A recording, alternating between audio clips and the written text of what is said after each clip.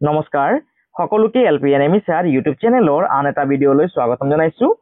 আজি আমি পঢ়িম ষষ্ঠ শ্ৰেণীৰ অসমীয়া কিতাপখনত দিয়া পাঠ নম্বৰ 12 যাৰ নাম হৈছে মানুহে মানুহৰ বাবে। এই পাঠটিত থকা মূল কথাখিনি ইয়াত থকা হালধীয়া বাকচত দিয়া আছে। চোৱা ইয়াত কি লিখা আছে। আমি সদায় সুখ শান্তিৰে বাস কৰিবলৈ বিচাৰোঁ। ইয়াৰ বাবে মৰম, সহায়, কৰুণা, দয়া আদি মানৱীয় গুণসমূহৰ দৰকাৰ। এনে গুণৰ অধিকাৰী ব্যক্তিসকলে সমাজৰ হিতৰ বাবে ত্যাগ কৰি আহিছে। সমাজৰ দুৰ্বল শ্ৰেণীৰ লোকসকল এনে লোকৰ সহায়ত বৰ্তি থাকে। আনহাতে সমাজত অনিষ্ট কৰা লোকক দস্যু বা দানৱ বুলি কোৱা হয়। দানৱ শ্ৰেণীৰ লোকৰ বাবে সমাজত শান্তি ব্যাহত হয়। গীতিৰ জৰিয়তে গীতিকাৰে মানুহক দানৱৰ দৰে নহৈ প্ৰকৃত মানুহ হিচাপে আচৰণ কৰিবলৈ আহ্বান জনাইছে। এই যোনটো কবিতা আছে মানুহে মানুহৰ বাবে, এই কবিতাটি ৰচনা কৰিছে অসমৰ এজন স্বনামধন্য কবি গীতিকাৰ। তেওঁৰ নাম হৈছে ডক্টৰ ভূপেন হাজৰিকা। তোমালোকে পোনপ্ৰথমে এই গীতটি কেনেদৰে গায় সেয়া তোমালোকে প্ৰথমে চাই ল'বা। তোমালোকে যদি গাব নাজানা তেতিয়াহ'লে তোমালোকে ইউটিউবত চাৰ্চ কৰি ল'বা যে মানুহে মানুহৰ বাবে। তাৰ পৰা চাই তোমালোকে গীতটি কেনেধৰণে গায় সেয়া তোমালোকে শিকি ল'বা। ইয়াৰ পাছত চোৱা পাঠটিৰ পিছফালে গীতিকাৰৰ পৰিচয় দিয়া আছে। এই গীতিকাৰৰ পৰিচয়টো তোমালোকে ভালদৰে চাই ল'বা, কাৰণ ইয়াৰ পৰা তোমালোকৰ পৰীক্ষাত প্ৰশ্ন আহিব পাৰে। আজি আমি এই পাঠটোৰ পিছফালে থকা যিখিনি পাঠভিত্তিক প্ৰশ্ন দিয়া আছে সেই প্ৰশ্নখিনি আজি আমি সমাধান কৰিম। সেইবাবে চোৱা 1 নম্বৰ প্ৰশ্নটো কি দিয়া আছে। তলত দিয়া প্ৰশ্নসমূহৰ শুদ্ধ উত্তৰটো বাছি উলিয়াই সঠিক বৃত্তটো পূৰ কৰা। 1 নম্বৰ প্ৰশ্ন, তলত দিয়া কোনটো বাক্যই কবিতাটিৰ মূল কথা প্ৰকাশ কৰিছে?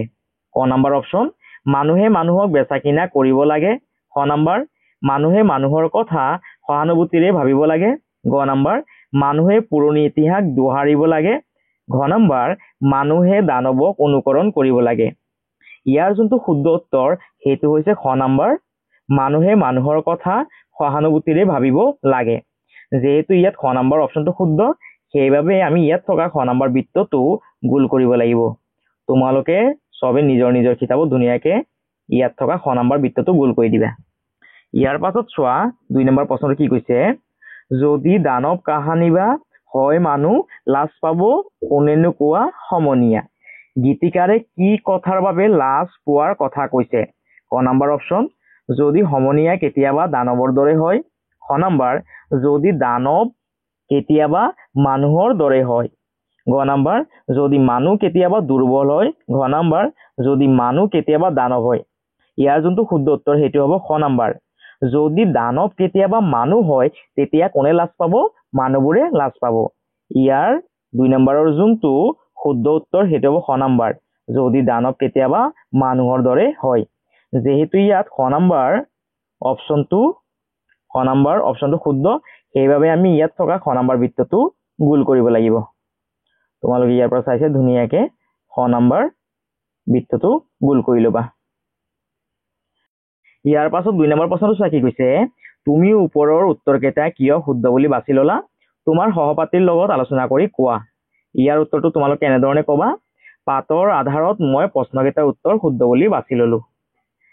ইয়াৰ পাছত 3 নম্বৰ প্ৰশ্নটো চোৱা কি কৈছে। তলত দিয়া শব্দবোৰৰ অৰ্থ অভিধান চাই লিখা। 1 নম্বৰ শব্দটো হৈছে সহানুভূতি। 2 নম্বৰ ইতিহাস, দোহৰা, কৌবাল, হাঁহ, দানৱ। ইয়াৰ উত্তৰকেইটা চোৱা মই আগতীয়াকে লিখি থৈছিলো। 3 নম্বৰ প্ৰশ্নৰ উত্তৰ, সহানুভূতিৰ যোনটো অৰ্থ সেইটো হ'ব সমবেদনা। ইতিহাসৰ অৰ্থটো হৈছে বুৰঞ্জী। দোহৰা মানে হৈছে পুনৰাবৃত্তি কৰা। ইয়াত মই 2টা লিখি দিছো, তোমালোকে ইয়াৰ পৰা যিকোনো এটা লিখিবা। দোহৰা মানে হৈছে পুনৰাবৃত্তি কৰা, নহলে লিখিব পাৰে যে বাৰে বাৰে কোৱা। কৌৱাল মানে হৈছে শীঘ্ৰে কাম কৰিব পৰা। হাঁহ মানে হৈছে সাহস, আৰু দানৱ মানে হৈছে অসুৰ। ইয়াৰ পৰা চাইছে তোমালোকে 3 নম্বৰ প্ৰশ্নৰ উত্তৰটো ধুনীয়াকে লিখি ল'বা। ইয়াৰ পাছত চোৱা 4 নম্বৰ প্ৰশ্নটো কি কৈছে। 4 নম্বৰ প্ৰশ্ন, তলত দিয়া প্ৰশ্নবোৰৰ উত্তৰ কোৱা আৰু লিখা। ক নম্বৰ প্ৰশ্ন, গীতিকাৰে মানুহে মানুহৰ বাবে কেনেদৰে ভাবিব লাগে বুলি কৈছে? ইয়াৰ উত্তৰটো তোমালোকে এনেধৰণে লিখিবা। গীতিকাৰে মানুহে মানুহৰ বাবে সহানুভূতিৰে ভাবিব লাগে বুলি কৈছে। ক নম্বৰ প্ৰশ্ন, গীতিকাৰে কোনবোৰ মানুহক সাহসেৰে আগুৱাই নিয়াৰ কথা কৈছে? ইয়াৰ উত্তৰটো লিখিবা। গীতিকাৰে দুৰ্বল মানুহক সাহসেৰে আগুৱাই নিয়াৰ কথা কৈছে। এইটো হ'ল খ নম্বৰ প্ৰশ্নৰ উত্তৰ। তোমালোকে ইয়াৰ পৰা চাইছে লিখি ল'বা। ইয়াৰ পাছত চোৱা গ নম্বৰ প্ৰশ্নটো কি কৈছে। গ নম্বৰ প্ৰশ্ন, গীতিকাৰে দানৱ মানুহ হলে কোনে লাজ পোৱাৰ কথা কৈছে? ইয়াৰ উত্তৰটো লিখিবা। গীতিকাৰে দানৱ মানুহ হলে কোনে লাজ পাব? মানুহে লাজ পোৱাৰ কথা কৈছে। যদি দানৱবোৰ যদি মানুহ হৈ যায় তেতিয়া কোনে লাজ পাব? মানুহে লাজ পাব, হয়নে? গীতিকাৰে দানৱ মানুহ হলে মানুহে লাজ পোৱাৰ কথা কৈছে। ইয়াৰ পাছত 5 নম্বৰ প্ৰশ্নটো চোৱা কি কৈছে। তলত দিয়া প্ৰশ্নকেইটাৰ উত্তৰ আলোচনা কৰি কোৱা আৰু লিখা। ক নম্বৰ প্ৰশ্ন, গীতিকাৰে মানুহে মানুহৰ বাবে সহানুভূতিৰে ভাবিব লাগে বুলি কিয় কৈছে? ইয়াৰ উত্তৰটো তোমালোকে এনেধৰণে লিখিবা। গীতিকাৰে মানুহে মানুহৰ বাবে সহানুভূতিৰে ভাবিব লাগে বুলি কৈছে কাৰণ মানুহে যদি পৰস্পৰৰ প্ৰতি সহানুভূতিশীল হয় তেতিয়া সমাজ সুখী আৰু শান্তিপূৰ্ণ হয়। জাতি, ধৰ্ম, ভাষা, বৰ্ণ আদিৰ বিভাজন ভেদ নাৰাখি সকলোৱে একে আনৰ বিপদত সহায় কৰিলে এখন সুস্থ সমাজ গঢ়িব পাৰে। এইটো হ'ল আমাৰ ক নম্বৰ প্ৰশ্নৰ উত্তৰ। তোমালোকে ইয়াৰ পৰা চাই লিখি ল'বা। ইয়াৰ পাছত চোৱা খ নম্বৰ প্ৰশ্নটো কি কৈছে। খ নম্বৰ প্ৰশ্ন, গীতিকাৰে কি কি কথাত মনৰ ক্ষোভ আৰু ব্যথা প্ৰকাশ কৰিছে? ইয়াৰ উত্তৰটো লিখিবা। গীতিকাৰে গীতটোত মনৰ ক্ষোভ আৰু ব্যথা প্ৰকাশ কৰিছে। আজিকালি মানুহে মানুহৰ বাবে ভাবিবলৈ সময় নোহোৱা হৈছে। সকলো যেন নিজৰ মাজতে ব্যস্ত। আজিৰ মানুহে টকাৰ বলত মানুহক বেচিব আৰু কিনিব খোজে। আজিৰ দিনত মানুহে মানুহক সহায় কৰিবলৈ টান পাইছে। এইবোৰ কাৰণত কবিয়ে ক্ষোভ আৰু ব্যথা প্ৰকাশ কৰিছে। এইটো হ'ল খ নম্বৰ প্ৰশ্নৰ উত্তৰ আৰু এইটো এটা অতি গুৰুত্বপূৰ্ণ প্ৰশ্ন, সেইবাবে এই প্ৰশ্নটো তোমালোকে ভালদৰে চাই ল'বা। ইয়াৰ পিছত চোৱা গ নম্বৰ প্ৰশ্নটো কি কৈছে। দানৱ কেতিয়াবা মানুহ হ'ব পাৰেনে? যদি পাৰে কিয় আৰু যদি নোৱাৰে কিয়? ইয়াৰ উত্তৰটো লিখিবা। দানৱ মানুহ হ'ব পাৰে। ভাল কৰ্মৰ দ্বাৰাই দানৱ মানুহ ৰূপত পৰিণত হ'ব পাৰে। ইয়াৰ পাছত গ নম্বৰ প্ৰশ্নটো চোৱা কি কৈছে। গীতটিৰ কোনকেইটা কথাৰ লগত তুমি সহমত প্ৰকাশ কৰা আৰু কিয় কৰা? ইয়াৰ উত্তৰটো তোমালোকে এনেধৰণে লিখিবা। মানুহে মানুহৰ কথা সহানুভূতিৰে ভাবিব লাগে। মানুহে যদি মানুহৰ কথা নাভাবে তেতিয়াহ'লে কোনে ভাবিব? ঠিক তেনেদৰে দুৰ্বল মানুহক অলপ সহায়ৰ হাত আগবঢ়ালে মানুহৰ কোনো ক্ষতি নহয়, বৰঞ্চ তেখেত এগৰাকী ভাল মানুহৰ উদাহৰণ দাঙি ধৰিব। এইটো হ'ল ঘ নম্বৰ প্ৰশ্নৰ উত্তৰ। তোমালোকে ইয়াৰ পৰা চাই লিখি ল'বা। ইয়াৰ পাছত 6 নম্বৰ প্ৰশ্নটো চোৱা কি কৈছে। তলত দিয়া গীতফাঁকি গদ্য ৰূপত লিখা। দুৰ্বল মানুহে যদি জীৱনৰ কোৱাল নদী পাৰ হয় তোমাৰে সাহত তুমি হেৰুৱাবানো কি? এই যে গীতফাঁকি আছে ইয়াক আমি গদ্য ৰূপত লিখিব লাগে। চোৱা কেনেধৰণে লিখিবা। ইয়াৰ উত্তৰটো 6 নম্বৰ প্ৰশ্নৰ উত্তৰ। যদি এজন দুৰ্বল মানুহ জীৱনৰ কঠিন পথ পাৰ হ'ব পাৰে তোমাৰ সহায়ত তেন্তে তুমি হেৰুৱাবানো কি? তুমি তেওঁৰ সহায় হোৱা, সাহস হোৱা, শক্তি হোৱা। তেওঁ জীৱনৰ যন্ত্ৰণা, কষ্ট, বিপদবোৰৰ মাজেৰে যদি তোমাৰ হাতখন ধৰি ওলাই আহে তেন্তে সেই সফলতাত তোমাৰ অংশও থাকিব। সেয়েহে যদি তুমি তেওঁৰ বিজয়ত কিছু সময়, কিছু শক্তি, কিছু সহায় কৰিব পাৰা তেন্তে তুমি হেৰুৱাবানো কি? শেষত তুমি নিজকে এজন সহানুভূতিশীল ব্যক্তিৰ লগত বিজয়ী ব্যক্তি হিচাপে দেখিবলৈ পাবা। এইটো হ'ল আমাৰ উত্তৰটো 6 নম্বৰ প্ৰশ্নৰ উত্তৰ। তোমালোকে ইয়াৰ পৰা ধুনীয়াকৈ লিখি ল'বা। অৰ্থাৎ জীৱন পথত এনেকুৱা কিছুমান মানুহ আছে যিখিনি মানুহ অতি দুৰ্বল, অতি কষ্টৰ মাজত থাকে। সেইখিনি মানুহক আমি যদি অলপ সহায় কৰোঁ তেতিয়াহ'লে আমাৰ কি হ'ব? আমিও আগবাঢ়ি গ'লো আৰু সেই মানুহজনৰ আমাৰ সহায় পাই কি হ'ব? সেই মানুহজনো অলপ আগবাঢ়ি যাব। তেনেকুৱা যদি আমি কৰোঁ তেতিয়াহ'লে আমাৰ সমাজখন নিশ্চয় আগবাঢ়ি যাবগৈ। আৰু তেনেকৈ কৰিলে মোৰতো একো ক্ষতি নহ'বগৈ, বৰঞ্চ সেই মানুহজনৰ কি হ'বগৈ? অলপ সহায় হ'ব আৰু সেই মানুহজনে সদায় তোমাক শলাগ ল'ব। এইটোৱে আছিলে আমাৰ 6 নম্বৰ প্ৰশ্নৰ উত্তৰ। সেইবাবে তোমালোকে সদায় যোনখিনি দুৰ্বল মানুহ আছে, দুখীয়া মানুহ আছে, সেই মানুহখিনিক সদায় তোমালোকে অকণমান হ'লেও সহায় কৰিবলৈ চেষ্টা কৰিবা। ইয়াৰ পাছত 7 নম্বৰ প্ৰশ্নটো চোৱা কি কৈছে। গীতটিৰ মূল ভাৱ লিখা। এইটো এটা অতি গুৰুত্বপূৰ্ণ প্ৰশ্ন। এই প্ৰশ্নটো তোমালোকে 2-4 বাৰ মান ভালদৰে চাই ল'বা কাৰণ তোমালোকৰ পৰীক্ষাত এই প্ৰশ্নটো আহিব পাৰে। আৰু চোৱা ইয়াৰ উত্তৰটো তোমালোকে কেনেধৰণে লিখিবা।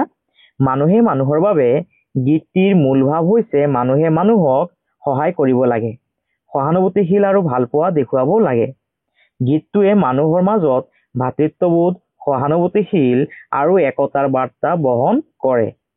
গীতটোৱে সমাজৰ দুখী তথা দুৰ্বল লোকক সহায়ৰ আহ্বান জনায়।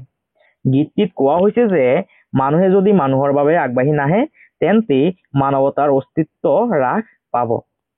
চোৱা আৰু কি লিখা আছে, সেয়েহে ব্যক্তিগত স্বাৰ্থ ত্যাগ কৰি অন্য লোকক সহায় কৰি এক সহানুভূতিশীল সমাজ গঠনৰ প্ৰয়োজনীয়তা এই গীতটোৱে ব্যক্ত কৰে। এইটো হৈছে আমাৰ 7 নম্বৰ প্ৰশ্নৰ উত্তৰ। তোমালোকে চাই ধুনীয়াকে ইয়ালৈকে লিখি ল'বা। ইয়াৰ পাছত চোৱা 8 নম্বৰ প্ৰশ্ন, ভাষা অধ্যয়ন। 8 নম্বৰ প্ৰশ্নটো চোৱা কি দিয়া আছে, তলত দিয়া ক্ৰিয়া পদসমূহৰ নৰ্থক ৰূপবোৰ লিখা। চোৱা ইয়াত কি লিখা আছে, কৰো লিখা আছে। ইয়াৰ নৰ্থক ৰূপটো হ'বগৈ নকৰো, কৰো নকৰো, দিও নিদিও। ইয়াত হ'ল গ'ল, ইয়াত হ'ব নগ'ল। ইয়াত লিখা আছে শুলে, ইয়াৰ যোনটো নৰ্থক ৰূপ হ'ব সেইটো হ'বগৈ নুশুলে। ইয়াত আছে থলে, ইয়াত হ'বগৈ নথলে। ইয়াত আছে খেলে, ইয়াত হ'বগৈ নেখেলে বা নেখেলে। ইয়াত আছে পঢ়ো, ইয়াত হ'বগৈ নপঢ়ো। ইয়াত আছে ধুও, ইয়াৰ যোনটো নৰ্থক ৰূপ হ'বগৈ সেইটো হ'ব নধু। চোৱা ইয়াৰ উত্তৰখিনি মই আগতীয়াকৈ ইয়াত লিখি থৈছিলো। 8 নম্বৰ প্ৰশ্নৰ উত্তৰ। 8 নম্বৰ প্ৰশ্নৰ উত্তৰ, কৰো, কৰোৰ যোনটো নৰ্থক ৰূপ হ'বগৈ সেইটো হ'বগৈ নকৰো। দিও নিদিও, গ'ল নগ'ল, শুলে নুশুলে, থলে নথলে, খেলে নেখেলে, পঢ়ো নপঢ়ো, ধুও নুধু। ইয়াত 8 নম্বৰ প্ৰশ্নৰ উত্তৰখিনি লিখা আছে। তোমালোকে ইয়াৰ পৰা চাই লিখি ল'বা। ইয়াৰ পাছত চোৱা 9 নম্বৰ প্ৰশ্নটো কি কৈছে।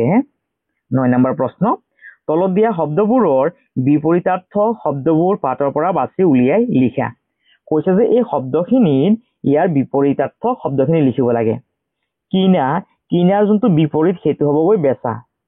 মানৱ, মানৱৰ বিপৰীত ৰূপটো হ'ব দানৱ।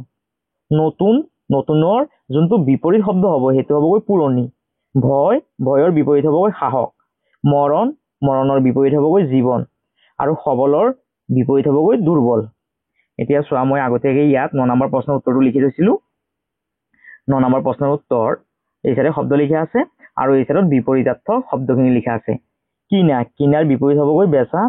মানৱৰ বিপৰীত হ'বগৈ অমানৱ বা দানৱ। যেহেতু আমাক কবিতাৰ পৰা লিখিব দিছে সেইকাৰণে অমানৱটো লিখিব নালাগে, মানৱৰ বিপৰীতটো লিখিবা দানৱ। নতুনৰ বিপৰীত লিখিবা পুৰণি। ভয়, সাহস, মৰণ, জীৱন, সবল, সবলৰ বিপৰীত হ'বগৈ দুৰ্বল।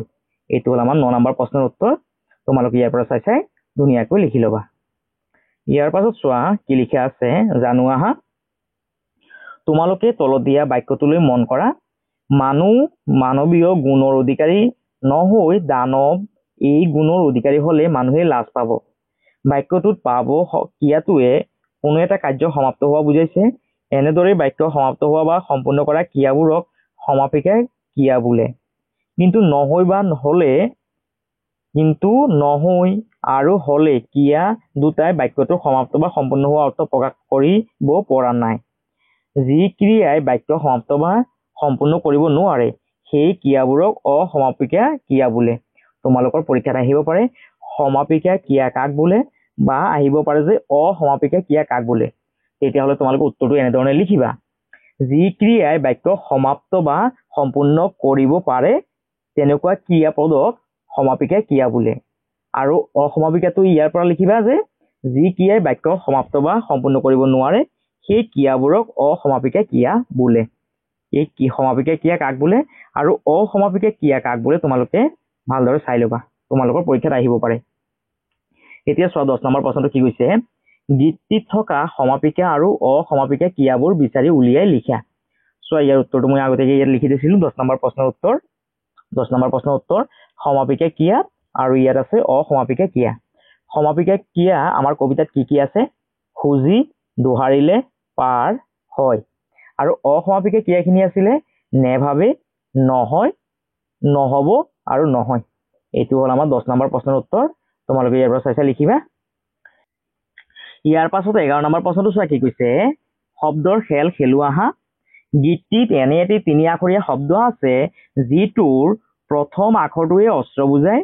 2 নম্বৰ, প্ৰথম আৰু দ্বিতীয় আখৰ দুটা মিলি আনক উৎসৰ্গা কৰা বুজায়। 3 নম্বৰ, দ্বিতীয় আৰু তৃতীয় আখৰ মিলি নতুন বুজায়। শব্দটো গীতটিৰ পৰা বিচাৰি উলিয়াই লিখা। ইয়াৰ যোনটো উত্তৰ সেইটো হ'বগৈ দানৱ। দন্তীয়া দ আকাৰে দা ন ৱাব, দানৱ। এতিয়া চোৱা প্ৰথম যোনটো পইণ্ট সেইটো কি কৈছে আমাৰ কৈছে যে প্ৰথম আখৰটোৱে অস্ত্ৰ বুজায় এতিয়া এই দানৱ শব্দটোৰ প্ৰথম যোনটো বৰ্ণ সেইটো কি লিখা আছে দন্তীয়া দ আকাৰে দা আৰু এই দাটো হ'ল আমাৰ এখন অস্ত্ৰ প্ৰথম বৰ্ণটোৱে কি বুজাইছে এখন অস্ত্ৰৰ নাম বুজাইছে তাৰপিছত চোৱা 2 নম্বৰ পইণ্টটোৱে কি কৈছে প্ৰথম আৰু দ্বিতীয় আখৰ দুটা মিলি আনক উৎসৰ্গা কৰা বুজায় এতিয়া চোৱা প্ৰথম যোনটো ইয়াৰ বৰ্ণ সেইটো কি আছে দ আকাৰে দা আছে আৰু 2 নম্বৰ বৰ্ণটো কি আছে ন আছে দন্তীয়া দ আকাৰে দা ন দান দানটো কি বুজায় চোৱা কৈছে যে প্ৰথম আৰু দ্বিতীয় আখৰ দুটা মিলি আনক উৎসৰ্গা কৰা বুজায় এতিয়া চোৱা দানটোৱে কি বুজায় আনক কিবা এটা দিয়া অৰ্থাৎ উৎসৰ্গা কৰা বুজায় আৰু 3 নম্বৰ পইণ্টত কৈছে দ্বিতীয় আৰু তৃতীয় আখৰ মিলি নতুন বুজায় এতিয়া চোৱা কৈছে দ্বিতীয় আৰু তৃতীয় এই ন আৰু ৱাব এই দুটা মিলি যোনটো শব্দ গঠন কৰিব সেইটো কি বুজাব নতুন বুলি বুজাব এতিয়া চোৱা নৱ মানে কি নতুন হয়নে দন্তীয়া নৱ নৱ নৱ মানে কি নতুন অৰ্থাৎ ইয়াৰ যোনটো উত্তৰ সেইটো হ'বগৈ দন্তীয়া দগা দা ন ৱাব দানৱ 11 নম্বৰ প্ৰশ্নৰ উত্তৰ সো 11 নম্বৰ প্ৰশ্নৰ উত্তৰটো মই ইয়াত লিখি থৈছিলো ইয়াৰ উত্তৰটো হ'বগৈ দানৱ কাৰণ চোৱা দ আকাৰ দা ন ৱাব দানৱ এটা দানৱ যোনটো শব্দ এই দানৱ শব্দটোৰ চোৱা প্ৰথম যোনটো বৰ্ণ আছে সেইটো কি বুজাইছে দা বুজাইছে আৰু এতিয়া এই প্ৰথম আৰু 2 নম্বৰ দুটা লগ লাগি কি বুজাইছে দান বুজাইছে আকৌ এই 2 নম্বৰ আৰু 3 নম্বৰ দুটা লগ লাগি কি বুজাইছে নৱ বুলি বুজাইছে নৱ মানে হৈছে নতুন দান মানে হৈছে কাৰোবাক কিবা এটা দিয়া আৰু প্ৰথম যোনটো দ আকাৰ দা লিখা আছে এই দা মানে হ'ল এখন অস্ত্ৰ অৰ্থাৎ 11 নম্বৰ প্ৰশ্নৰ উত্তৰটো হ'বগৈ দানৱ ইয়াৰ পাছত চোৱা 12 নম্বৰ প্ৰশ্ন গীতটিত তোমালোকে সমনীয়া শব্দটো পাইছা সমান শব্দটোৰ লগত ইয়া প্ৰত্যয় যোগ হৈ সমনীয়া শব্দটো গঠিত হৈছে তেনেদৰে তলত দিয়া শব্দবোৰৰ লগত ইয়া প্ৰত্যয় যোগ হলে কি হয় লিখো আহা সমান যোগ ইয়া দুটা লগ লাগি কি হৈছে সমনীয়া এতিয়া আমি ইয়াত থকা এই খালি ঠাইখিনি পূৰ কৰিব লাগে এতিয়া চোৱা কেনেধৰণে লিখিবা চোৱা 12 নম্বৰ প্ৰশ্নৰ উত্তৰটো মই আগতীয়াকৈ ইয়াত লিখি দিছিলো বৰণ যোগ ইয়া দুটা লগ লাগিলে কি হ'বগৈ বৰনিয়া তেল যোগ ইয়া দুটা লগ লাগিলে তেলিয়া ফেৰ যোগ ইয়া দুটা লগ লাগিলে ফেৰিয়া নোমল যোগ ইয়া দুটা লগ লাগিলে কি হ'বগৈ নোমলীয়া পানী যোগ ইয়া দুটা লগ লাগিলে কি হ'বগৈ পানীয়া জ্বৰ যোগ ইয়া দুটা জ্বৰ যোগ ইয়া দুটা লগ লাগিলে কি হ'বগৈ জতিয়া এইটো হ'ল 12 নম্বৰ প্ৰশ্নৰ উত্তৰ তোমালোকে ইয়াৰ পৰা চাইছে ধুনীয়াকৈ লিখি ল'বা ইয়াৰ পাছত চোৱা 13 নম্বৰ প্ৰশ্নটো কি কৈছে গীতটিত গীতিকাৰে মানুহে মানুহৰ প্ৰতি সহানুভূতিশীল হ'ব লাগে বুলি কৈছে প্ৰকৃত মানুহ হ'বলৈ হলে আমাৰ কি কি গুণ থাকিব লাগে শিক্ষকৰ পৰা জানি লোৱা আৰু লিখা চোৱা ইয়াৰ উত্তৰটো কেনেধৰণে লিখিবা 13 নম্বৰ প্ৰশ্ন উত্তৰ প্ৰকৃত মানুহ হ'বলৈ হলে আমাৰ তলত দিয়া গুণবোৰ থাকিব লাগে ক নম্বৰ যোনটো গুণ সেইটো এনেধৰণে লিখিবা সৰল মনৰ অধিকাৰী হ'ব লাগে খ নম্বৰ মানুহৰ প্ৰতি দয়ালু ভাৱ ৰাখিব লাগে গ নম্বৰ সহানুভূতিশীল হ'ব লাগে ঘ নম্বৰ মানুহক সন্মান কৰিব লাগে ঙ নম্বৰ যিবোৰ কথা ক'লে আনে মনত কষ্ট পাব তেনেকুৱা